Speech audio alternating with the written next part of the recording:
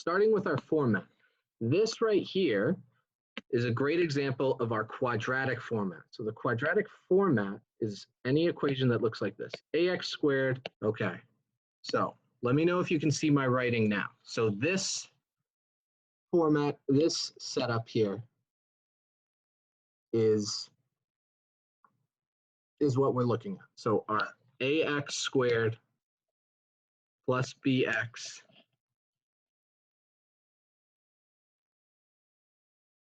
got it. Okay, awesome. Ax squared plus bx plus c.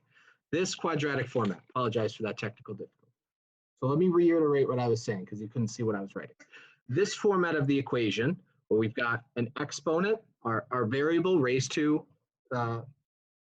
2, our variable without an exponent, and just a number at the end. So we've got our square here. So a is 24. We've got our x here.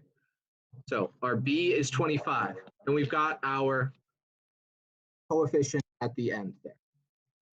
We can use this format in the way we approach these questions. But now I want to talk about the way it's phrased. So it says that this big complicated setup is true for all values where x is not 2 over a. What that means is they are the same equation. They've just been altered or put into a different format so they look different. So what we can do based on that information is put them into the same format. And the reason we can do that is because it tells us that, or the reason we want to do that is that it tells us a is a constant and we have to find the value of a. So a is a constant, which is different from a variable. So a variable like x is an input. We can change what we're putting into that equation. If it's a constant, that means it's going to stay the same no matter what. We just don't know what it is. So based around that format, we can use the format to determine. We can take a look at 18. Thank you for asking. Anyone who has any specific questions they want to look at, please put them in the chat. We'll look at 18. So we can use this format to work around how to determine our constant. So we can start with our setup here. 24x plus 25x minus 47 over ax minus 2. Very complicated setup, but essentially what we can do, because we translate this, this is saying they are the same, is we can make this side of the equation look like our other side of the equation. The way we make it look alike is to get everything over ax minus 2. So getting everything over ax minus 2 will make it all fit into this format where we have a quadratic equation over that denominator. If we look on the other side of our equation, this is the standout. This is the only thing that is not in that format. We want everything to match into that format. So the way we get negative 8x minus 3 into that format, negative 8x minus 3, is we're going to multiply it by ax minus 2 over ax minus 2. Now, the reason we can do this is because this comes out to equal 1. Same denominator, same numerator, it's equal to 1. We can multiply anything times 1 and it's the same. What we're doing is we're just changing the format to fit in with everything else. So, first thing we're going to do is we're going to FOIL. So, when we're multiplying our terms together, we use FOIL. First, outer, inner, last. So, our first term times our first term. That's going to give us negative 8a x squared. Outer, that's going to give us plus 16x. Inner, that's going to give us minus 3ax. And last, that's going to give us plus 6. So we put all this together, We get negative 8ax plus 16x minus 3ax plus 6, which, even though it doesn't look like it off the bat, fits in with the format we're looking for. Ax squared plus bx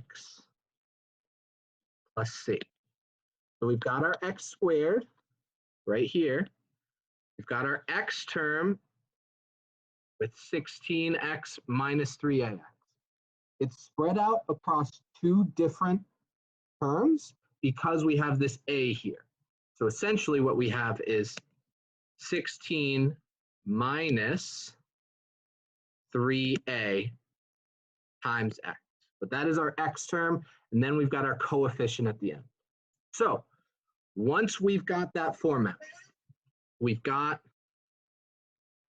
8ax squared minus 16x minus 3ax plus 16.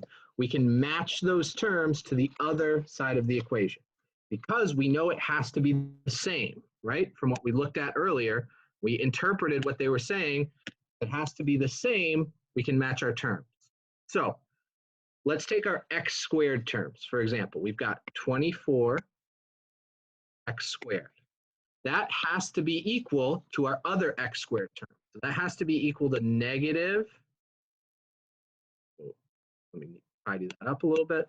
That has to be equal to our other x squared term, which is negative 8ax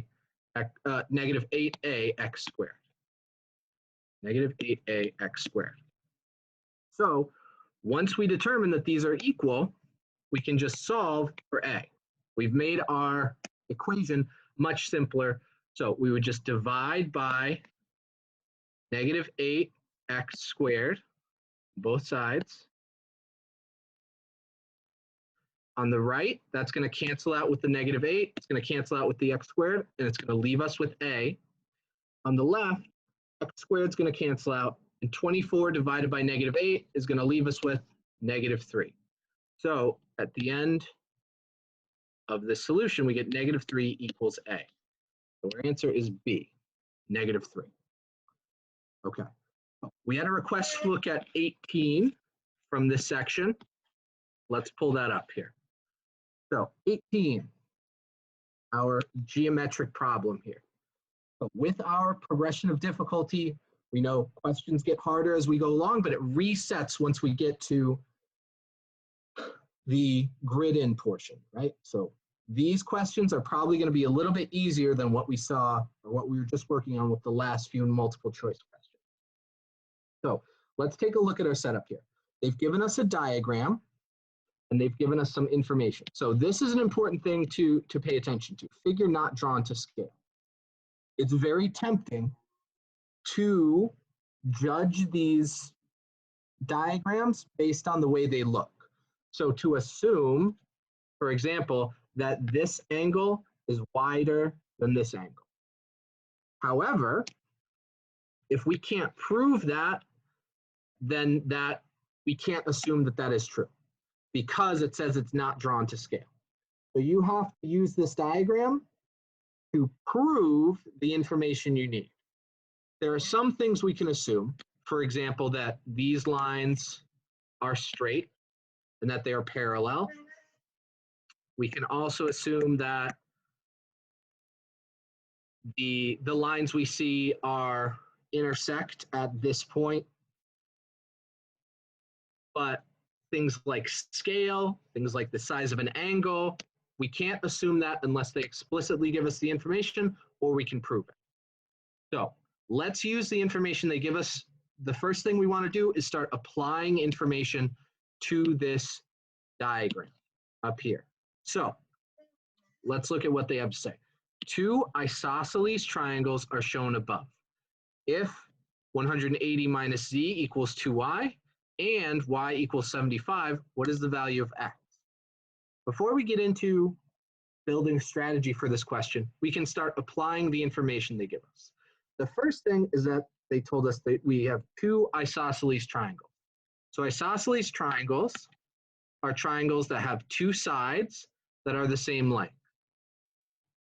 So in this example I'm going to draw here, let's say this side is the same length as this side. also occurring in an isosceles triangle is that the angles opposite these matching sides are going to be the same. So they do not have that marked on our diagram, but that's going to be useful as we go along. So this angle is going to be equal to this angle, and this angle is going to be equal to this angle. So that's the first thing we can mark. Moving along, it tells us 180 minus z equals 2y, and it says y equals 75. So we have y right here. So the first thing we can do, or rather the second, I guess, is just write in y equals 75. So cross out y and just write 75 degrees. So now that we know that that is 75, we can start working our way to the value of x. So this information here, that 180 minus z equals 2y, we can start to put into our triangle here. So if 180 minus z equals 2y, we can plug y equals 75 right into that equation that they give us. So instead of 2y, it's going to be 2 times 75. So 2 times 75 gives us 150. So we get 180 minus z equals 150. So if we do our algebra here, we can add z to both sides and subtract 150 from both sides. And we are going to get 30 equals z. So we know that z equals 30 degrees. Now that we know that, we are on our way to solving for x.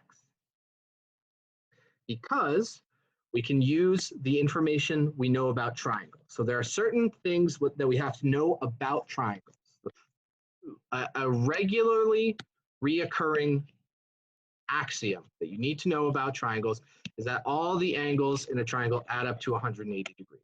That's going to come up on a lot of SAT questions, that the reasoning for your answer is based on knowing that. They're not going to give you that information, but we know it's equal to 180 degrees.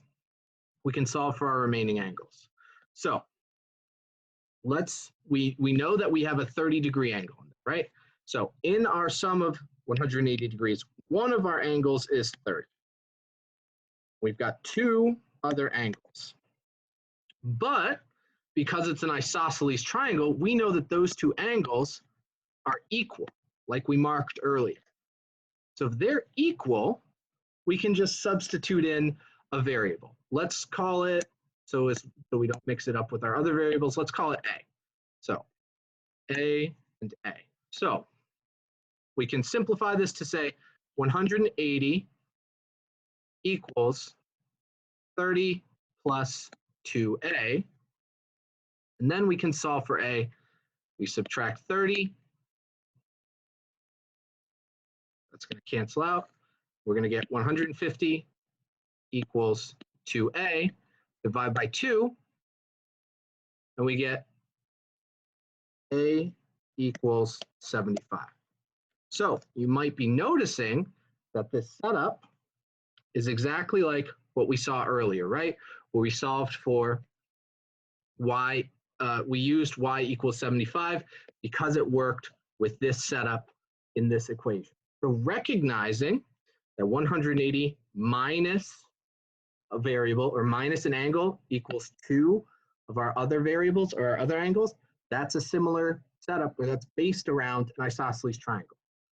But let's get back to our diagram. We know that this angle here is 75 degrees. This angle down here, also 75. Now we get to another piece of information you'll need to know that the SAT is not going to give you, but it's going to base their solution on. So that idea is that when angles are along a straight line, we say they add up to 180 degrees. We can assume that, again, going back to the idea, we can assume these lines are straight. If these angles add up to be a straight line, they have to be 180 degrees. So we know that one angle is x, and we know that the other angle is 75, so we can say is x plus 75 equals 180. We subtract 75 from both sides, and we get x equals 105 degrees.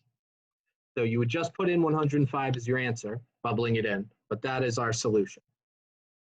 Okay, so any questions about number 18, put them in the chat.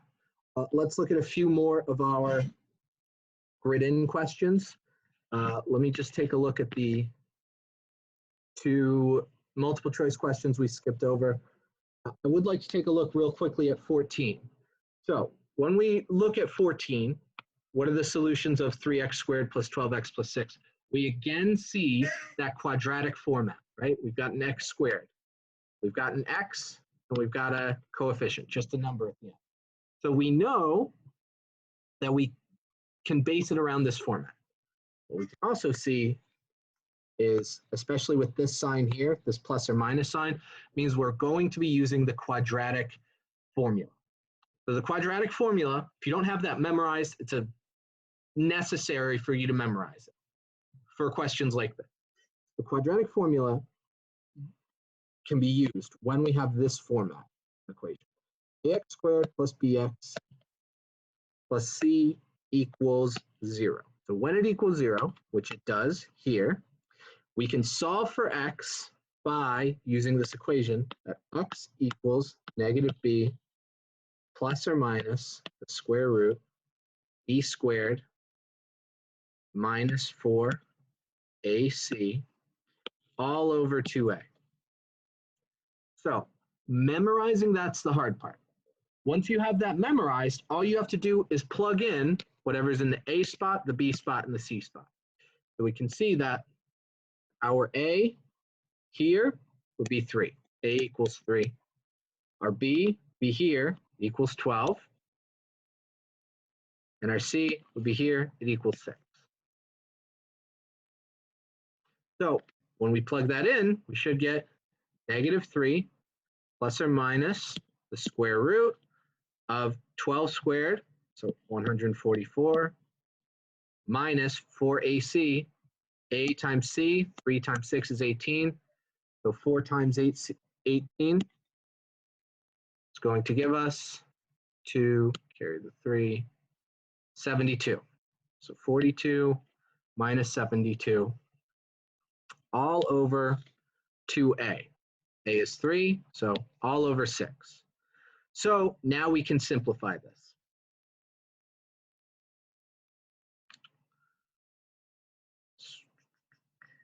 Oh, pardon me, I miswrote this in here. So if this starts off with negative b, our b is 12. So this should be negative 12. So the first thing we can see, negative 12 divided by 6 should be negative 2. So our answer, again, using our strategy of process of elimination, our answer should start with negative 2. So we can already eliminate D and C before we even get into the more difficult work. So we can know that it's either going to be A or it's going to be B. Looking at the rest of our equation, we know it's negative 2. We can see the square root of 144 minus 72. So 144 minus 72 is equal to 72.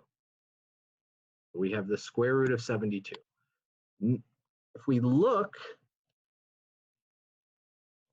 at our setup here, we can see there's no square root of 72 over 12, or pardon me, over 6. So we have to simplify.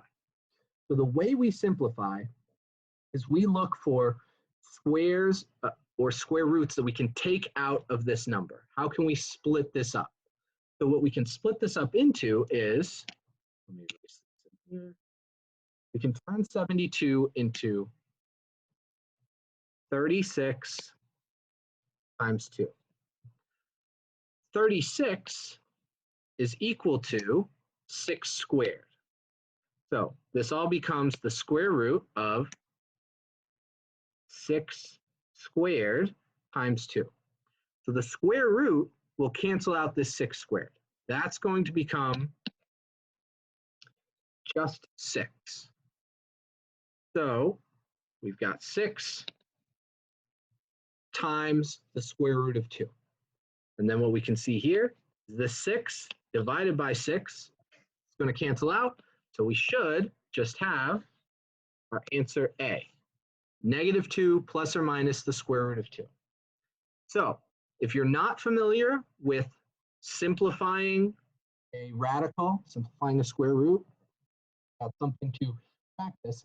But this formula, the quadratic formula, -b plus or minus the square root of b squared minus 4ac all over 2a, necessary to know. Memorize, as I said, guys, memorizing it's the hard part. Once you get in a situation like this, you know this has to work if there are solutions. There are going to be times occasionally when there aren't solutions, but again, this formula will tell you that. If it doesn't work, then there's no solution. So just memorizing that formula, you can use it to plug in your information and get your answers. All right, how are we doing with time? Pretty good. I want to spend maybe another 15 minutes or so talking about the math problems. Let's continue looking through our grid in portion. Let's take a look at our word problems here. Number 19 is a good setup. This is I have said this about a few different questions. This is a recurring format. This kind of question, you'll see it on a lot of other practice tests and probably on the tests that you take as well. So, at a lunch stand, each hamburger has 50 more calories than each order of fries. If 2 hamburgers and 3 orders of fries have a total of 1,700 calories, how many calories does a hamburger have? What we want to do is set up our own system of equations. We've seen some systems of equations presented to us in other questions, but we want to make our own here. The way we make our own, we have to assign things variables. This question is asking us about hamburgers and fries. So let's call hamburgers H and fries F. Now let's start looking at the information they gave us. Our first sentence says, each hamburger has 50 more calories than each order of French fries. You have to be very careful in turning these sentences into equations because it usually works in the opposite way that you would think. At least for me, I have to double check myself every time. Because if a hamburger has more calories than fries, when we set them equal, we have to put that number 50 on the opposite side than you would think, at least then where it is placed in the sentence. So if a hamburger has 50 more calories than fries, we would say that a hamburger is equal to fries plus 50. We could also say hamburger minus 50 is equal to fries. But here we've got our first equation. We've translated that first sentence into an equation. Our next step is to look at this second sentence. And it says, if 2 hamburgers and 3 orders of fries have a total of 1,700 calories. So this one's a little bit easier. We have 2 hamburgers and 3 orders of fries. Let me make that a little bit neater. 2 hamburgers, 3 orders of fries, in total, 1,700 calories. So 2a plus 3f equals 1,700. That is the hardest part of these types of problems, in my opinion. You have to be very careful that you're setting them up correctly. Now that we have this set up, we can use the usual processes that we use to solve systems of equations. The easiest is probably going to be substitution. So strategically, when we use substitution, we want to keep in mind what it's asking us so that we can be most efficient. It's asking us how many calories does a hamburger have? So if we solve for fries, if we figure out how many calories fries have, that's okay, But if what we really want is to figure out hamburgers. So let's substitute so we can figure out hamburgers. So what we're going to do is put this value in for, well, we could put this value in for hamburgers here. But again, like I was talking about with efficiency, then we would only have fries. We would have to solve for fries, and we'd have to go back. But let's do it most efficiently. What we're going to do is we're going to change this first equation to be our alternative format. Hamburgers minus 50 equals fries. So now that we have done that, we can substitute in for fries. So this term, hamburgers minus 50, we're going to plug in right there. So our new equation is 2h plus 3, and instead of f, because we know what f is equal to, we can say h minus 50 equals 1700. So now we have an equation that just uses our variable h. It's just about hamburgers. All we have to do is solve for h. So let's simplify everything. This is going to become 3h minus 150.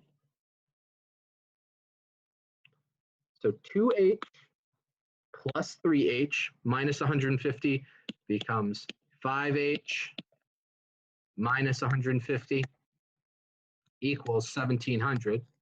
We're going to add 150 to both sides.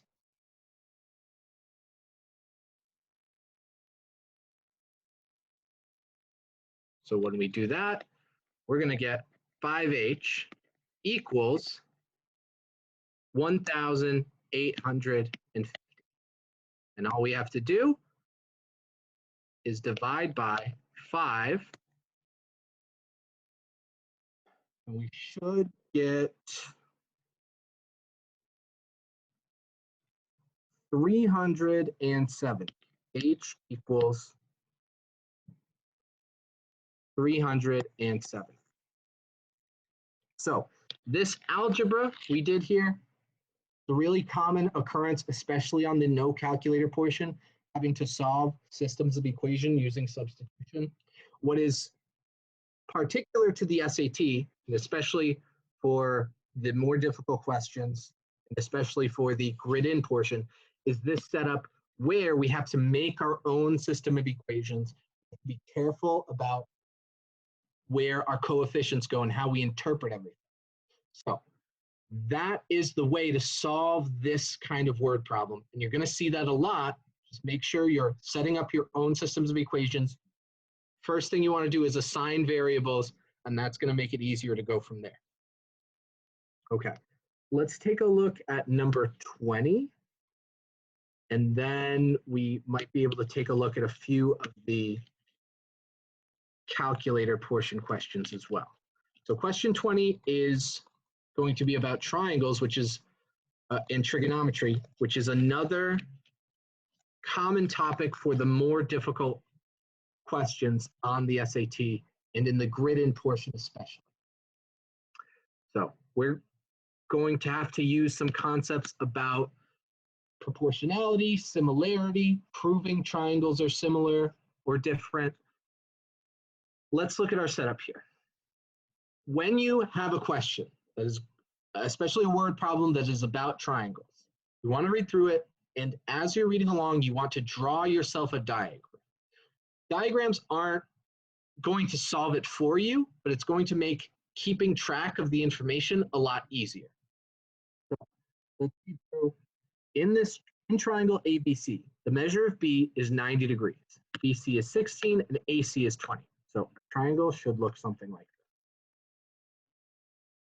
this. A, B, C tells us B is 90 degrees, so we have our right angle symbol there.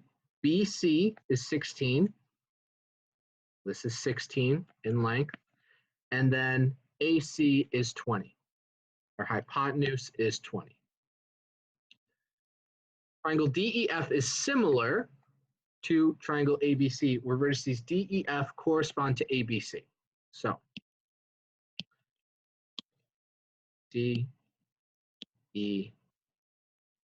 correspond to those vertices. So they're in the same place. And each side of triangle DEF is 1/3 the length of the corresponding sides of ABC. So that means our hypotenuse, DF, is 20/3. And that means our corresponding side to BC, EF, is 16/3. So let's look at, now that we've got our diagram set up, we've got our two triangles, let's look at what it's asking us. What is the value of sine F? Sine, cosine, and tangent, you will all need to know for the SAT. It doesn't come up often. There aren't going to be a ton of questions about it, but it does come up. There is definitely going to be a question asking you about sine, cosine, and tangent. So if you don't know it and it does come up, you're really out of luck because they're not going to give it to you on your reference sheet. So sine, cosine, and tangent, really all you need to know for those is make that a little bit neater. SOHCAHTOA, which is, you've probably heard before. Sine, beginning with S, is the opposite over the hypotenuse. So hypotenuse is the side that is across from our right angle.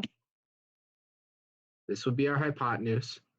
So let's take, for example, if we're taking the sine of this angle, we go opposite, whatever this measurement is in the fraction, let's call it X, over hypotenuse.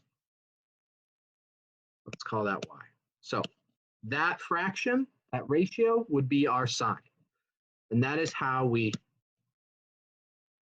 find our sine, our cosine, and our tangent based on the ratio of different sides. Cosine would be adjacent over hypotenuse, adjacent being the side next to, as opposed to the side opposite, and tangent would be opposite over adjacent. But we are looking for sine, opposite over hypotenuse of angle F. This is our angle here. So we want the opposite side over the hypotenuse. So the SAT has this set up in a way that there is an easy solution and there is a difficult solution. The difficult solution would be to use Pythagorean theorem, a squared plus b squared equals c squared, or the two legs of the triangle squared added together equals the hypotenuse squared, to determine what our missing side is here. Because we've got fractions over 3, that's going to get really messy with our variables, or pardon me, with our fractions. And then finding the sum, finding the square root, it's going to be a pain. What we can do, going to make this a little bit easier, is to find our opposite side here and apply it to our smaller triangle. And we know that it's 1/3.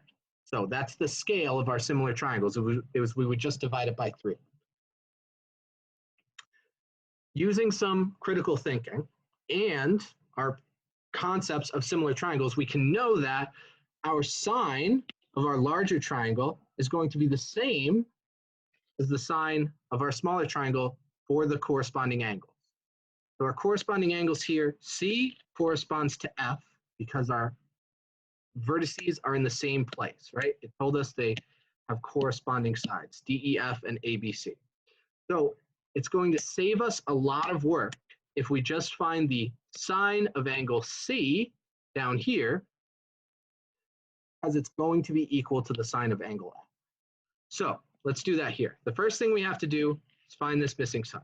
We can use our Pythagorean theorem, a squared plus b squared equals c squared.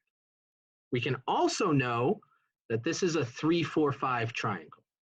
So 3-4-5 triangle means that our sides are in a ratio of 3, 4, and 5.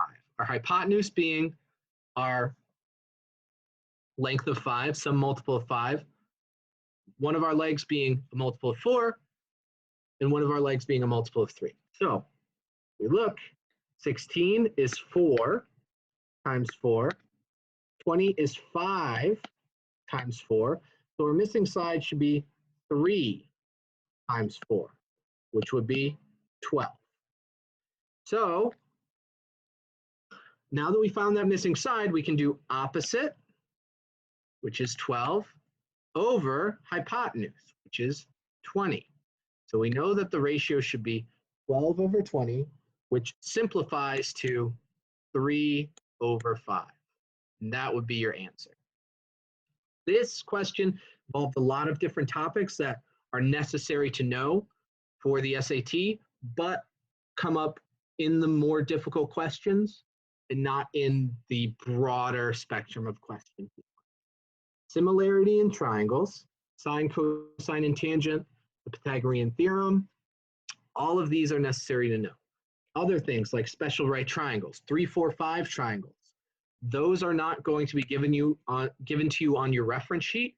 You do have certain groups of triangles like the 45, 45, 90 and the 30, 60, 90 triangle. We can see those over here. But things like the 3, 4, 5 triangle, those are not given to you. So being able to understand those concepts and utilize them, if you see anything that relates to those, you should be looking for a way to apply them. Okay, so we've gone through a significant amount of time with the math. If there are any other questions about the math, did they give you the volume equations on the real SAT or is it just on the practice? They do give you this whole reference sheet, everything we're looking at here, they give this to you on the SAT. This is what it's going to look like for your test. So these equations, you don't need to have memorized. It's probably going to save you time if you do. But if you're in a jam, you can use these. What we can notice here is that on this reference sheet, it's really only geometry information. They don't give you things about, for example, percentages, mean, median, mode. Any concept that you don't see here, you need to know when you walk into the test. Great example that we just discussed is the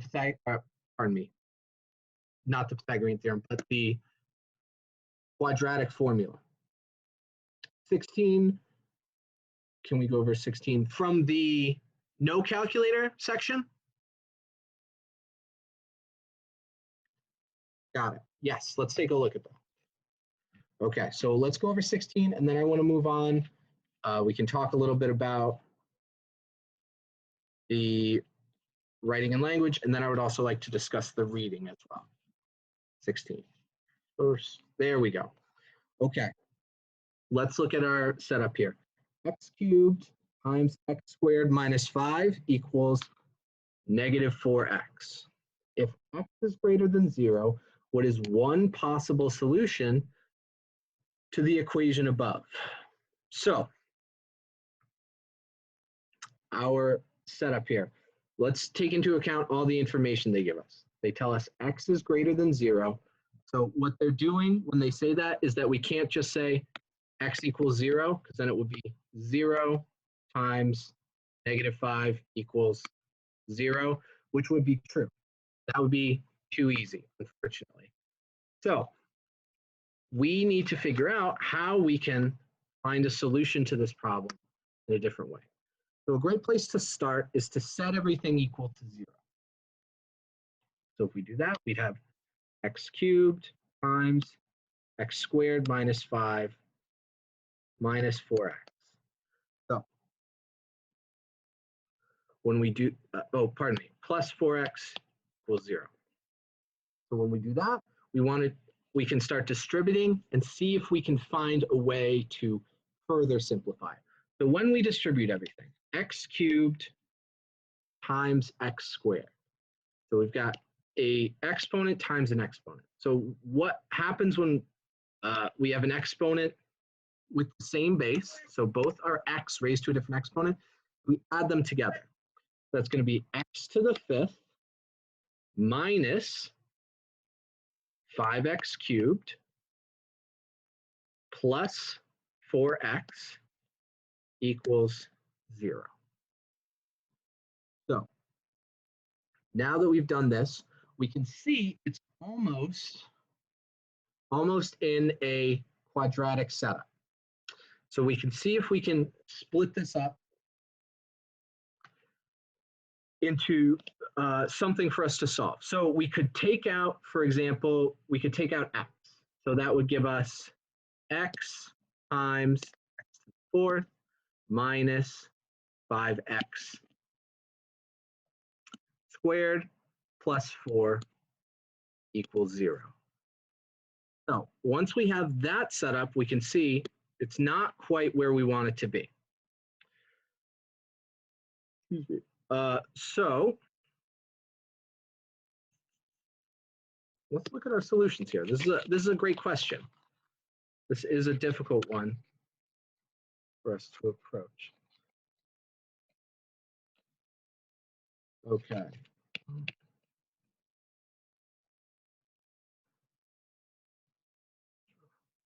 So one approach that we could take is that if we know it's not 0, and we can simplify it as x cubed times x squared minus 5 plus 4x equals 0. We can take a look at what it might look like on the graph. So we can see that our solution for this middle term would be square root of 5 would give us 0 here. You can see that for x cubed, a 0 would give us an output there. But we're also looking for what we would get in our terms here. So our solutions, if we can maybe work backwards here, would be 1 or 2. So if we plug in 1, we would get 1 cubed is 1 times 1 minus 4. And then we would have plus 4x, which would be 4. Give us 0. Let's take a look at how we can maybe approach this in a more strategic way. So this setup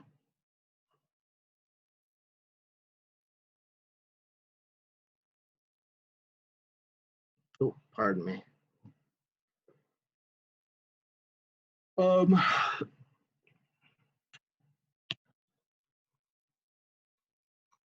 Here, let me clear this up. All right. So if we get it back into the format we had it, x equals x4 x to the fourth minus 5x squared plus 4 equals 0. So now we can start splitting these up a little. We can turn this into x times x squared minus 1 times x squared minus 4. So what we had to do here is we had to factor everything in here. So the way we factored this, that we looked at the sum at the end. So we know that whatever we're multiplying, whatever our terms are, let's call it x plus a times x plus b. So we know that at the end of this, a times b has to multiply to 4. So we've got a -1 and a -4. And it also has to add to this middle term. So -1 and -4 add to -5, and they multiply to +4. So that's how we can factor that there. And we can see that our first term has to be x to the fourth. So our two terms that we multiply here have to start with x squared. So once we factor that, let me make this a little bit neater here. I got a little sloppy. And we have x times x squared minus 1 times x squared minus 4 equals 0. Now we can start and look at what's going to make these cancel out to be 0.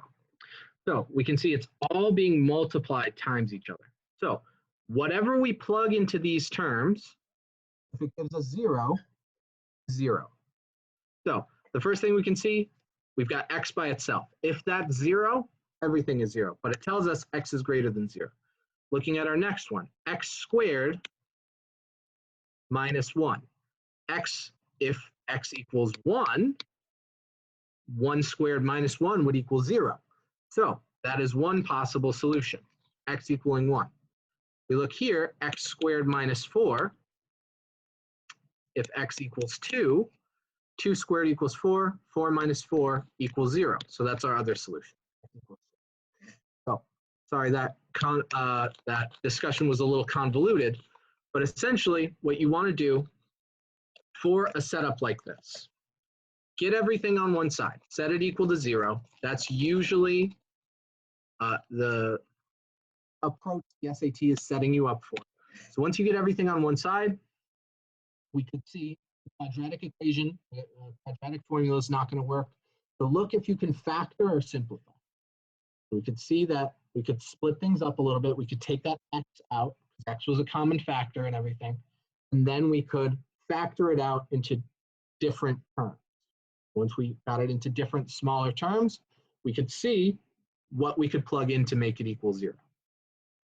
Okay, so now I'd like to move on to the writing and language portion for a brief moment before we move on to the reading, where I'd like to spend a little bit more time. Okay, oh, this is a good passage to go through. So I'd like to get to these data questions. I haven't really gone over the data questions much, but that brings us to some good strategic notes to go over that are really important and really useful. So here we go. Okay, so here's where our discussion starts, pardon me, our passage starts. So let's start looking through our questions. So 23 is the only one on this page. Which choice most effectively combines the underlined sentences? So combining the underlined sentences, that's more of a rhetoric-based questions. It also requires a little bit more reading, pardon me, a little bit more context. So it's going to take more time and be a little bit more involved than some of your other more direct questions in terms of strategy. This might be one to skip and come back. So looking at our follow-up questions. So we're considering the usage of our words here. That's probably a little bit more rules-based. Here, for number 25, this is a little bit more rhetoric-based. We have to choose a description that best fits with the context we're looking for. There aren't usually firm rules that we can apply in picking the word that best fits the tone or best fits the context we're looking for. So that's going to require a little bit more interpretation. This is definitely rules-based. We're choosing there. We have to look at what we're referring to. Is it possessive? Is it plural? Etc. Same thing with number 27. This is going to be grammar rules-based. And number 28 as well. And then moving on to look at our other questions for this passage. This punctuation-based. And number 30, we want something it's asking us what's most logical. So this is definitely going to be rhetoric-based. Okay. Moving on to 31 and 32, and then I believe there's 33 as well. Which choice offers an accurate interpretation of the data in the graph? This definitely going to be more involved. We're going to have to refer to our graph, which is on the next page, and determine what is accurate, inaccurate, and do a little bit of interpretation. So this would be one to save and come back to. going to be, again, a little bit more involved, a little bit more time consuming. And looking at 32, which choice offers an accurate interpretation of the data in the graph? Again, a little bit more involved. So these are ones where we should probably get the rest of the passage out of the way first before we approach these. And then 33 remains as well. The writer wants a conclusion that conveys the shortcomings of one MCP, et cetera, et cetera. So this one's going to apply the graph as well. So we can kind of see this is some of our hard science-based passage questions. They are going to have the usual rhetoric-based questions. They're going to have the usual rules-based questions, but they're also going to have questions that apply to the data. You're going to have to do a little bit of interpreting and be able to understand what the graph means that they're showing you. So let's look through our questions here. Let's start going through them. If there's any specific things you see that you'd like me to discuss from this portion of the test, please let me know in the chat and we'll try and get to them. So let's start with 23. Which choice most effectively combines the underlined sentence? So what you want to start with for a question like this about combining sentences is kind of self-evident. You want to read through both of them. And when you're reading through both of them, you want to identify what is the important information in both sentences. How do they relate to each other? What in your opinion do you think should be eliminated or edited when combined? So that, again, we've talked about this in the reading and the writing and language section. Having your own idea in mind so you can compare your options when you're looking at them. Let's look through here. One MCP lengthens storage life by 3 or 4 times when applied to apples. This extended life allows producers to sell their apples in the off-season months after the apples have been harvested. Okay, so if we take a general look at what they've just told us, our first sentence tells us the effects of this substance, 1 MCP, makes apples last longer. The second sentence shows us the effects of apples lasting longer. Farmers can sell them later on. Let's see if there's any overlapping information, anything that gets repeated or is redundant that is in both sentences. It says it lengthens the storage life by 3 to 4 times. Then it says this extended life allows producers to sell their apples in the off season. So here we have a reference to extended life. Here it already tells us the life is extended. So just finding any references to the same thing, anything that comes up multiple times, that's a good indicator that when you combine them, something should be taken out that will combine those two ideas. It shouldn't be just repeated multiple times. Now let's look through our options. So looking through our options, a good rule of thumb to start with is just look for things that sound awkward or excessively wordy. If they sound awkward or excessively wordy, the first time you read through your answers, you can probably eliminate them. That's a good place to start. You want to be a little bit more careful and a little bit more rigorous as you narrow it down, but usually if it sounds weird, it's incorrect or poorly phrased. So let's look through our options here. A, when applied to apples, 1 MCP lengthens storage life by 3 to 4 times, allowing producers to sell their apples in the off-season months after the apples have been harvested. So this addresses one of the problems we had, right? Was that it talked about apples lasting longer multiple times. But here they've taken out this portion, this extended life. They've taken that out, just getting to the direct cause, right? Apples last longer, producers sell them later. Let's look at our other options and see if that's not addressed. So we can hang on to A. We don't have a reason to eliminate it yet. Looking at B, producers are allowed to sell their apples months after they've been harvested in the off-season because 1 MCP, when applied to apples, lengthens their storage life by 3 to 4 times. So this one, while it's taken some of the redundancy out, is a little bit awkwardly phrased. we've kind of inverted what we're trying to talk about here. So the main purpose of our discussion in these two sentences is one MCP. We're talking about kind of a chain of events. One MCP has an effect on the apples then have an effect on the way farmers sell. But here it's inverted. Producers are talked about first, then we have we're talking about the off season, and then we have one MCP as a footnote. So this kind of reapportionment of emphasis, this change in what is important and what is the central idea of these sentences, that's also something to look out for. We know that we want it to be about one MCP, and they've changed the emphasis to be on the producers of the apples. So that is a reason we can eliminate option B. Looking at option C. Okay, starting off, one MCP, length and storage life, when applied to apples by 3 or 4 times, allowing producers to sell their apples months after the apples have been harvested in the off season. This is a great example of the if it sounds weird rule, it's probably wrong. So we've got these awkward commas applied here, one MCP length and storage life, when applied to apples by 3 to 4 times, allowing producers to sell their apples months after the apples have been harvested in the off season. So this discussion, here we have length and storage life by 3 to 4 times.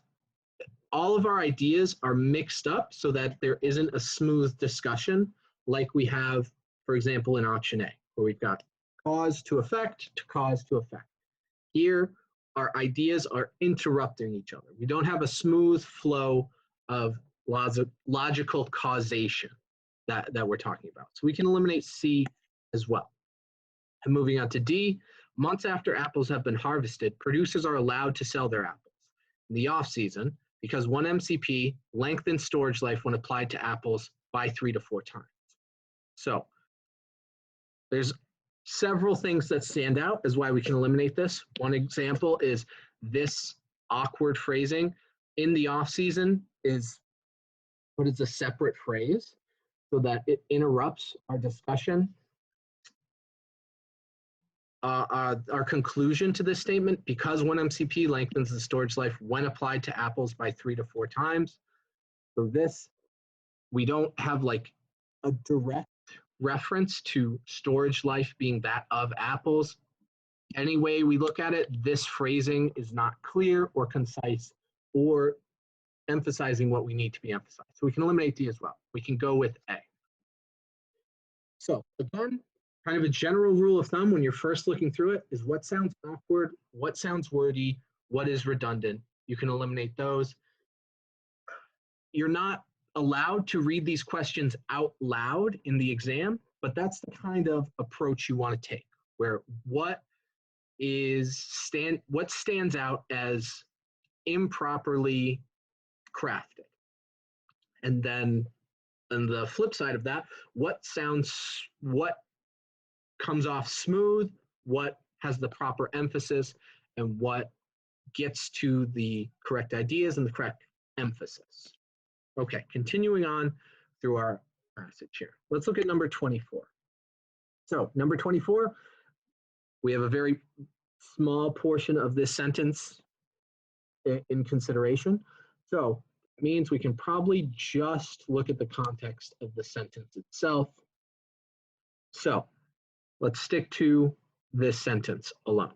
One MCP works by limiting a fruit's production of ethylene.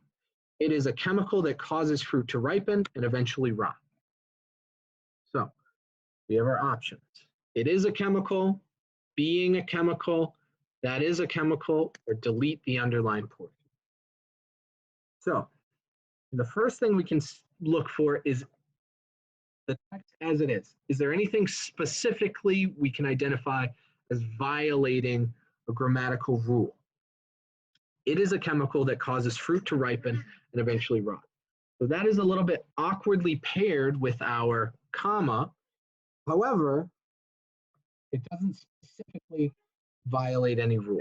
So let's keep A as an option and continue to narrow it down. B, being. One MCP works by limiting a fruit's production of ethylene. being a chemical that causes fruit to ripen. That does not fit in. That is a chemical, so that does not fit in with our sentence either. Limiting a fruit's production of ethylene, that is a chemical that causes fruit to ripen and eventually rot. That would have to be a separate sentence, or at least have a semicolon, and also would not be fitting with the tone of the passage either. Now let's consider deleting the underlined portion. 1 MCP works by limiting a fruit's production of ethylene, a chemical that causes fruit to ripen and eventually rot. So D flows most smoothly, but also everything we looked at here, like with it is, being, and that is, although it is was kind of the best of those options, is redundant. Ethylene is the last word that we said before getting to an explanation of what it is. So any phrase we put in between those is just going to be an interruption. If we delete that underlined portion, we have a very smooth statement. 1 MCP works by limiting fruit's production of ethylene, and then continues straight into the explanation by saying a chemical that causes fruit to ripen and eventually rot. So we have a comma in there that allows us a pause. We don't need any introductory phrase because it flows perfectly into that explanation. So we delete the underlined portion. Okay, let's move on to 25. While 1 MCP keeps apples tight and crisp for months, it also limits their scent production. So here we've got the possessive there. The possessive there means something owns or has something else. For number 25, we want to see if that is appropriate. Is there something that, 25, I'm looking at 26. While 1 MCP keeps apples tight and crisp for months, et cetera, et cetera, et cetera. So we want to see if tight, firm, stiff, or taut is the appropriate word here. So one thing you want to consider is tone. Does it work with tone of the passage in general? So, for example, this is more of a scientific passage. If we have casual language, conversational language, that wouldn't really fit in. But also, does it fit with the discussion of the specific topic? And here we're talking about apple specifically. Apple being tight, that's a little bit awkward in terms of phrasing. Excuse me. Additionally, we want to be aware of things like taut. That also doesn't fit in. An apple isn't quite taut, nor is it stiff, but firm does fit in with the discussion of an apple.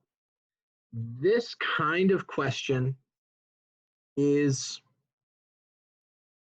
not based on a firm or strict set of rules.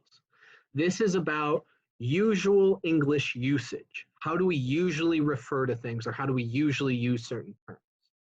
So if we can possibly call an apple tight, or possibly call it stiff, or possibly call it taut, but in this sentence, that word firm is our best descriptor in this context. Okay, let's move on to 26. So as I was discussing earlier, this is the possessive there. And we want to see if it should be there, its, or its. So looking at our context, 1 MCP keeps apples tight and crisp for months. It limits their scent production.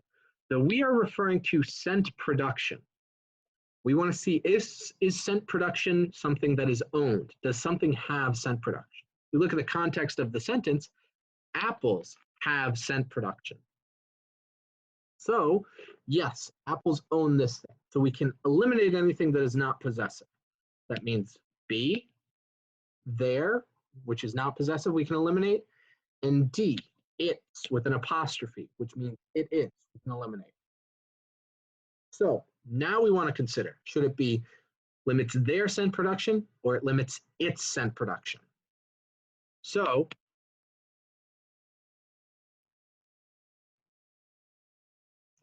there is plural, while, or at least can be plural, while its is singular. One thing has something. What we're talking about here are apples, plural. So what we should use is, for 26, is A there, because we're talking about multiple apples having a specific thing in production. Okay, I want to skip ahead here to talk briefly about some of our data questions before we move on to the reading portion. So let's start with 31. Which choice offers an accurate interpretation of the data in the graph? A great place to start with this is by looking at the graph and forming an understanding of what's going on here. When you look at data in a graph, or when you approach a passage with data in the discussion, you want to have a comprehensive understanding of that graph, meaning you want to understand everything that's going on here. So that means looking at the title. That means looking at all of the labels. That means looking at the key here. It means the title of the graph, the label of the axis, the scale, everything. So let's go through this. Results of treatment to control browning of Empire apples. This is adapted from the failure of post-harvest treatments to control firm flesh browning in Empire apples. So this is the results of treatment. We've got untreated in light gray and 1-MCP, that substance we were talking about earlier, in dark gray. In our y-axis, we've got percentage of flesh browning. And our two groups of data, we've got apples placed immediately in controlled atmosphere. We've got apples placed in controlled atmosphere after 3 weeks of opening. Both of these groups have untreated and 1-MCP treated subgroups. So here, apples placed immediately in controlled atmosphere. The untreated, 50% of them browned. The 1-MCP treated, 45% of them browned. In the controlled atmosphere, the untreated, less than 10% of them browned. The 1-MCP treated, 50% of them browned. So now that we have that understanding, let's go back to our graph. Pardon me, our choice. Looking at 31. So let's look at our context. As the graph shows, the flesh of untreated Empire apples that are first stored in open air undergoes roughly 5% less browning than the flesh of untreated Empire apples that are put into storage in a controlled environment. So this portion of the passage is setting us up to compare two specific groups of apples. And the key to getting this question correct is being able to read carefully to determine the two groups that you're comparing and be able to find those two groups on the graph. All right, so let's look at what they tell us here. So we've got untreated Empire apples first stored in open air. Untreated, first stored in open air. So 3 weeks in open air, untreated. This is the first group that we're talking about. The second group that we're comparing it to is untreated Empire apples immediately put into storage. So untreated, which is the light gray, immediately put into storage is this group here. So we're comparing roughly 7% browning with 50% browning. Once we've got those numbers, it makes it a little bit easier to determine what our comparison should be. So we're comparing 7% to 50%. So our statement, roughly 5% less, not accurate. So we know that our first group, stored in open air first, has less. So whatever our statement should be based around less. We've got less there, but roughly 5%, it's not even close. Slightly more browning, definitely wrong, because we don't want more. Twice as much, definitely wrong, because we want less. Substantially less, that fits perfectly. It's not a specific amount, but we know that it is a lot, so it fits and it is not inaccurate like the statement 5% less. So having that comprehensive understanding of the graph, reading our context carefully to see what groups we're comparing, determining the comparison ourselves, and seeing what matches, the really great approach to these kinds of questions. Okay, so we're coming up on our final 15 minutes. I want to move to the reading section and take a look at some of our data questions from there. If there's anything else you would like to see that I haven't gotten to yet, put that in the chat. We can try and get to that before the end. Okay, so let's take a look at what our data passages will look like on the reading section. So here we can see in our blurb, this is about colony collapse disorder. We can see some of our terms are going to be very dense, but when those come up in our science passages, they will always have some sort of contextual explanation. You're never going to be given like a term in Latin and be asked to define it without some sort of context, some sort of explanation within the text. You will be able to determine what these things mean from the information they give. So when we look at our questions for a context-based passage, we can see we've got all of our normal reading-based questions. We've got a discussion of vocabulary. We've got discussion of a hypothesis. We've got supporting evidence questions. And then towards the end here, we've got a discussion of the purpose of our paragraph, unstated assumption. Now we've got specific questions about data. Based on the data in the table, do the data in the table support the author's claims, etc. When you're using your reading strategy, we talked about, we read our questions first to see what they're going to ask about. You want to isolate these and you want to do them last. The reason you want to do this is because when you're working through the passage, then you can just focus on the passage. You can answer your passage-based questions. You can get those out of the way, and then you can focus on your data graph. And you can use that to answer your question. Usually, most of the time, you'll be able to answer your data-based questions without consulting the passage. They're going to refer to the passage occasionally. In your questions, you'll be asked to use information from there. But especially after you've read through it, you've answered your questions based on the passage, you should have a pretty good understanding of it by the time you get to your database questions. So these are ones to save. You've done the passage, you've done all the passage-based questions. You can focus just on the data. So let's start by, well, let's read through these and then let's take a look at our data. So number 50, based on the data in the table, and what % of colonies was colony collapse, with colony collapse disorder were the honeybees infected by all 4 pathogens? 51, based on the data in the table, which of the 4 pathogens infected the highest percentage of honeybee colonies without colony collapse disorder? And 52, did the data in the table provide support for the author's claims that infection with varroa mites increases honeybee susceptibility to secondary infection?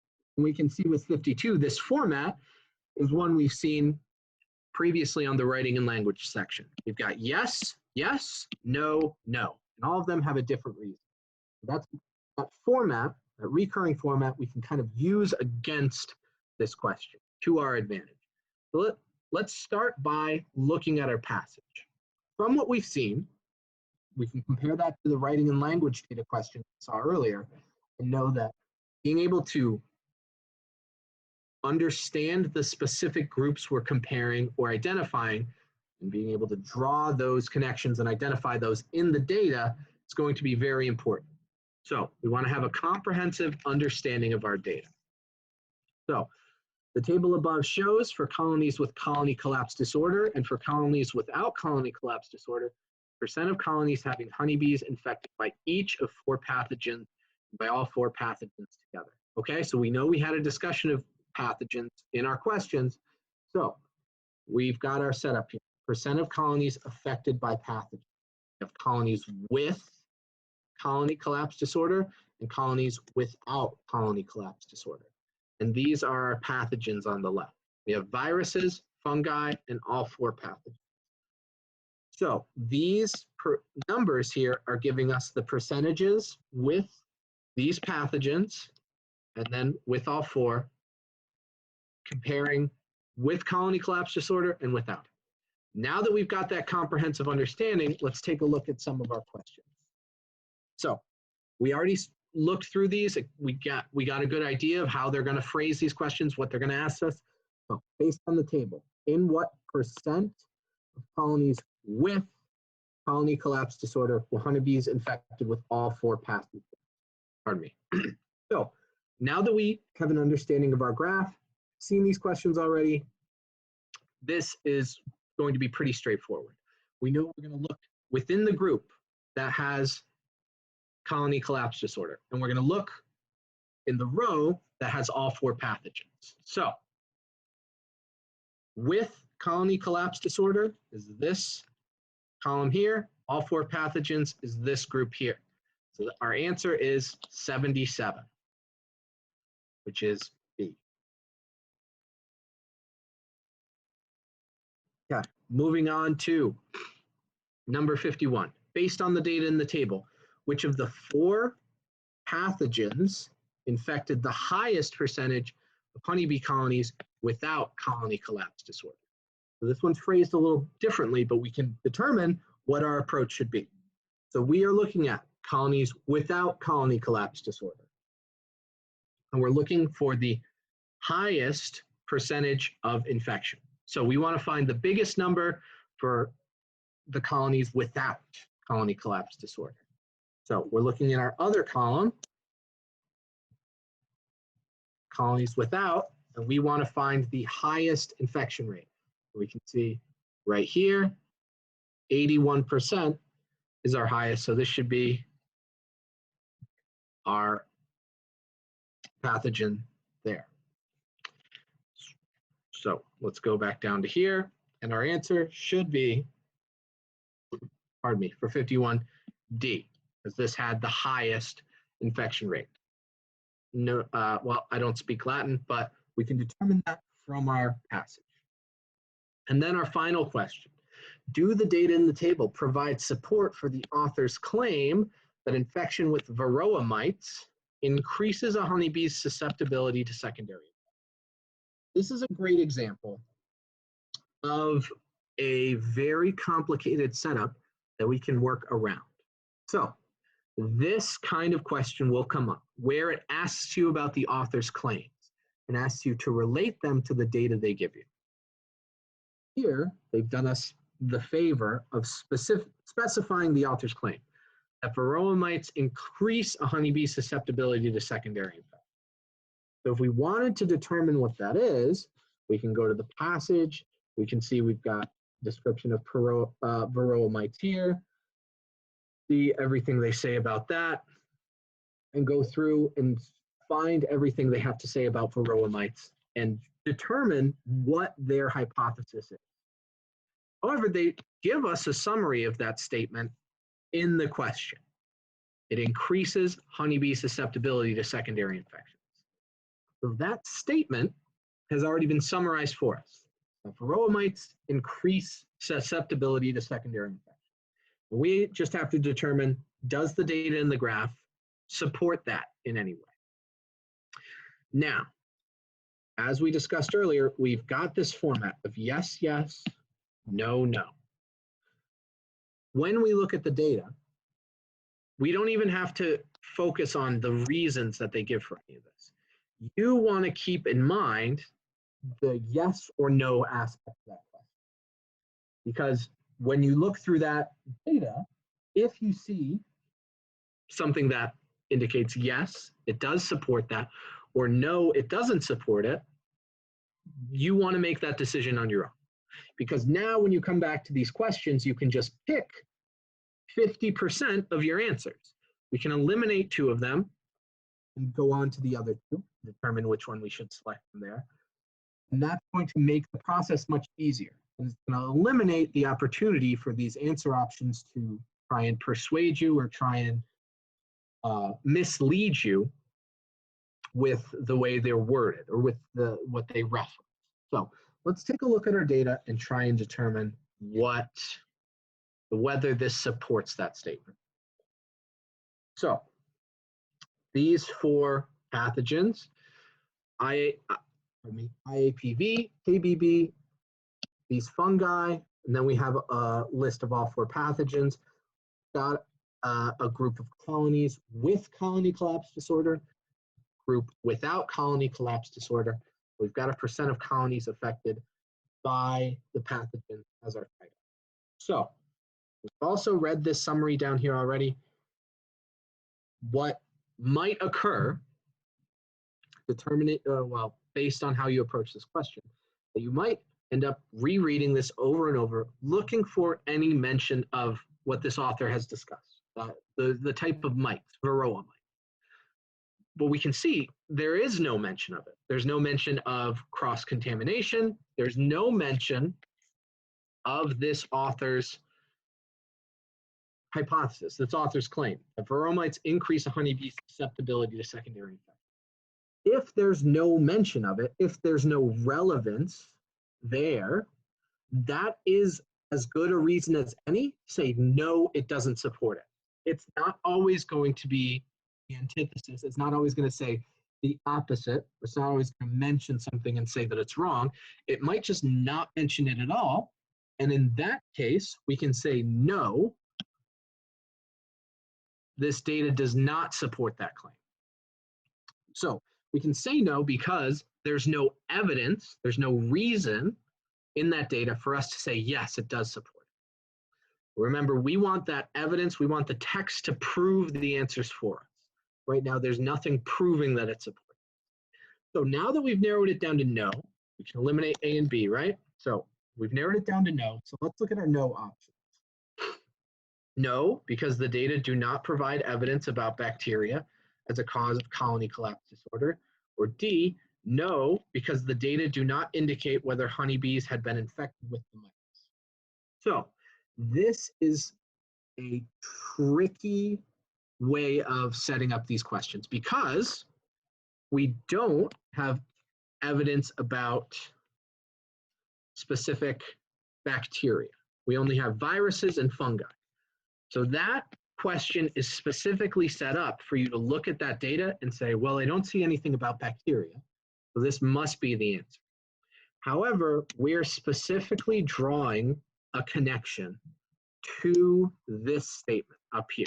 The varroa mites increase a honeybee's susceptibility to secondary infection. And we can't support that because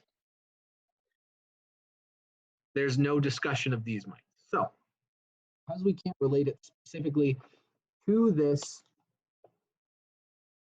statement, we can select D and eliminate C. So this elimination method, this process of elimination is useful because this format of question is going to come up not just on the reading, but also on the writing and language.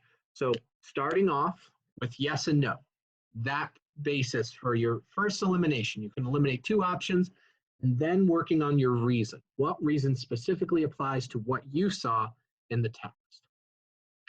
If we look at options A and B, we can kind of see the ways that they might try and be misleading if we didn't eliminate them off the bat. So we've got A, yes, because the data provides evidence that infections with pathogens caused colonies to undergo colony collapse disorder.